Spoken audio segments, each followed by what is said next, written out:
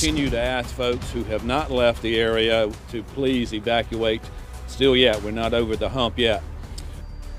Nearly 48 hours after it began, the fire at Winston Weaver Fertilizer continues to flare up, and it continues to create dangerous conditions. It could be a slow process to try to put these flames out. Thanks for joining us on this Wednesday. I'm Kenny Beck. And I'm Talitha Vickers. We are still learning more details about the fire with each passing hour. Bottom line, fire officials say it is still unsafe for people in that 1 mile evacuation zone to stay home tonight. The fire chief says smoke conditions have improved, but there is still a risk of an explosion from the burning chemicals at the Weaver Fertilizer plant. A state highway patrol helicopter is also flying over the site today to get new images and perspective of the fire. That will hopefully give firefighters more information as they plan their next move. Our team has been digging into all angles of this story, evolving throughout the day today. Leanne Tenier has been looking into the background of Weaver Fertilizer. Ford Hatchett has been asking questions about air quality concerns. But we want to start with Louis Tran with what firefighters are saying about where things stand with this. Louis joins us live at the Perimeter Boulevard and Indiana Avenue, just southwest of that 1 mile evacuation zone. Louis, good afternoon. Yeah, good evening, Kenny. Now, fire officials say that the smoke has improved, like Talitha mentioned. They have about 25 agencies on site. That's local, state, and federal. Now, today, they're getting closer to the fire and taking new steps to address it. Now, fire officials say a state highway patrol helicopter will fly above the plant this evening. Members of the hazmat team will be on it to get a better look at the current state of the fire. Originally, officials believed a rail car at the plant had 100 tons of ammonium nitrate. They now believe it has 90 tons. At this time, officials say there's no current reaction from the rail car. In case it does react, officials say they're placing a ladder truck near it. They want it to be ready to cool it off just in case. Yesterday, fire officials say only elected officials can make the evacuation mandatory. I asked the mayor if he believes that's necessary and why he hasn't issued one. Here's what he had to say. It's really a logistics issue of trying to make it all happen, getting our folks back into the area to get the word out. It comes down to, not physically, but, encouraging someone face to face to leave. So at this point, we're still keeping it as a recommended action of our citizens. A question that I've been getting often is about the 1 mile radius. Is it enough? Now, Fire Chief Trey Mayo says experts from across the country on ammonium nitrate agree that it is. Kenny, Talitha. And Louis, is the city asking the governor for any help? And what did Roy Cooper have to say about this today? Yeah, the governor says that he has and will continue to help local officials. I asked the mayor about the mandatory evacuation. He and fire officials often said that there's limited capacity. So on that note, I asked him what specifically is limited, since the governor says that he is helping and providing resources. They didn't directly answer and said it was not practical. In Winston-Salem, I'm Louis Tran, WXII 12 News. Louis, thank you. We want to remind everybody about the evacuation area designated by state leaders and local leaders. This is the area right now on your screen. People who live within this red bubble are strongly urged but not required to evacuate. You'll notice this includes sections of North Cherry Street, Germantown Road, North Point Boulevard, and University Parkway. The fire chief says it is unsafe for anyone to be inside this area. Wake Forest University says that it will resume in-person classes tomorrow. School officials say EPA air quality monitors on and near campus indicate that the air is not hazardous to health and it is safe to breathe. But they are continuing to watch the situation. Faculty members are asked to work with students who voluntarily evacuated from off-campus housing. However, not everyone is happy about the decision to resume classes. A change.org petition asking Wake Forest to cancel classes tomorrow has gotten more than 3,000 signatures. North Hills Elementary School is going to be doing remote learning again tomorrow. Officials with Winston-Salem Forsyth County Schools have opened their education building on Bethania Station Road to help students who might need a little bit, as well as families who need some child care during the day so they can get to work. Students will get free breakfast and lunch there, and there is bus transportation available to and from the education building, but it is only for students who live inside that 1 mile radius where everyone's being asked to evacuate. In 12 Investigates, we've been doing some more digging into the company at the center of the fire. Winston Weaver Fertilizer. And 12 Investigates reporter Leanne Denier joins us now on Deacon Boulevard with what she's learned from firefighters. Leanne?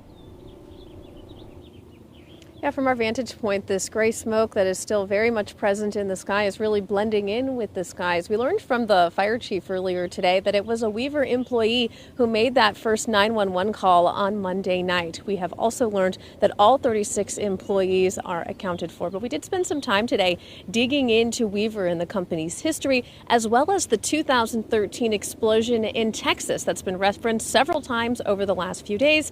And while we did learn a few things, there are still a lot of questions. Concern about a possible explosion at Winston Weaver Fertilizer remains, as do questions about how and why the city and company ended up in this situation to begin with. The fire started Monday night, and as it burns, the threat of an explosion due to the amount of ammonium nitrate on hand remains a concern. Ammonium nitrate has a history of being unpredictable in the way that it reacts, the way that it responds to heat, the way that it responds to pressure, to shock. It just is sort of an enigma. Fire Chief Trey Mayo says the situation draws memories of the 2013 explosion at a fertilizer plant in West Texas. According to the U.S. Chemical Safety Board's final report on the West fire and explosion, the incident killed 15 people and injured more than 260 more. The 267-page report states the explosion at West Fertilizer Company occurred at 7:51 p.m., about 20 minutes after the first signs of fire. It states there were between 40 and 60 tons of fertilizer-grade ammonium nitrate in a stockpile, with more in a not-yet offloaded rail car. The report states that while ammonium nitrate is stable under normal conditions, uncontrollable fire, toxic gas, and explosion are hazardous for the material. The report calls the substance dangerously unpredictable. In West, insurance-related losses topped $230 million. In Winston-Salem, information about Weaver is relatively limited at this point. Its website states they've crafted with pride since 1929, and that Winston Weaver Company was founded in Norfolk, Virginia, before the plant was built in Winston in 1939, opening in 1940. The most recent filings with the state outline leadership roles and that the business is in manufacturing and distribution. Weaver is not a member of Greater Winston-Salem, Inc., according to a spokesperson, and according to the city manager, Winston-Salem businesses do not register their companies locally. And a document that we had been hoping to get our hands on today was the last report from the fire inspection. I do have a copy of that right here. Unfortunately, there's not a lot of information on it. We do know that they passed, and a few other issues are highlighted, but nothing too specific. So we do have some follow-up questions out to the fire department as we work to learn more about this company and some of the protocols that they had in place for storing this unpredictable ammonium nitrate. In Winston-Salem, Leanne Denier, WXII 12 News. Leanne, thank you. Want to talk about air quality now? The quality in neighborhoods directly near that fire remains unhealthy, so people are being asked to stay away from any outdoor strenuous activity or exercise. Our Fort Hatchett has been looking into this part of the story for us today and joins us live this afternoon from Reynolds Court, southeast of the evacuation zone. Ford, what did you learn? Hey, Kenny, anybody who's been outside in Winston-Salem the last couple of days has probably noticed or at least gotten a whiff of that plume of smoke from the fire. And air quality experts say that it is impacting our air quality, and anybody who can stay inside should probably do so. Earlier this morning, the airnow.gov air quality rating labeled the air in Clemens and southwest Winston-Salem as very unhealthy, with the air quality index reaching as high as 236. That rating has dropped back down into the moderate air quality levels this afternoon. But Winston-Salem Forsyth County Schools told me some individual schools were altering the times kids were allowed outside for recess today because of those air quality concerns. Forsyth County has 3 monitoring stations to measure air quality, but got a helping hand when officials from the EPA arrived on scene last night with tools to more quickly measure air quality from a variety of locations. Basically, these 4 pieces of equipment were almost in every direction relative to the fire, north, south, east, and west. And they picked up some elevated levels in a couple of places. It is entirely normal for an EPA people to show up when an incident like this occurs to help assist the local and state communities in monitoring and response and things like that. So that the fact that the EPA has shown up for this is entirely standard operating procedure. And air quality experts expect the areas affected by that smoke to change as those wind patterns continue to change. And they say anyone with a respiratory illness or condition like asthma should try to stay inside as long as they can and avoid any impact from that smoke. In Winston-Salem, Fort Hatchett, WXAI 12 News. All right, thank you so much, Ford. And he's exactly right, Michelle. Anywhere in and around Winston-Salem, you could see it. You've inhaled it, or you might have seen it from a distance. How are we looking when it comes to the wind patterns and its impact here, or even potential rain? Well, when we started to see the shift earlier today, that's when things started to improve, at least for southwestern sections of Forsyth County, where we did have the Clemens Middle School monitoring device that we were able to access. So I want to show you that just to give you an idea of kind of the fluctuations that we can see with those winds. Air quality in west and southwestern Forsyth County today, anywhere from a code red all the way to a code purple, at least for a couple of hours, from 9 a.m. to about 11 p.m. or 11 a.m. rather, 220 parts per million. Basically high levels, the highest that we have seen in a long time around here, unless we were going to be dealing with a wildfire that was really blowing up and consistently with a stagnant air mass. We do have a stagnant air mass though, and that is one of the reasons that we've continued to see the problems with all of that not dispersing as easily. So some of that is because we have that air mass in place with the light winds. Today though, the shift from out of the east and northeast to the southeast actually helped to start mix that air a little bit.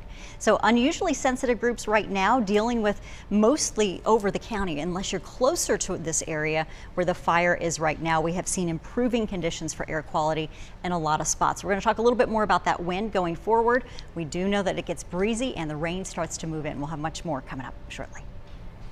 Michelle, that rain, I would think, would certainly help. Thank you very much. You can get the latest updates on the Weaver fertilizer plant fire on the free WXII 12 News mobile app. Be sure to turn alerts on to be notified of any breaking developments.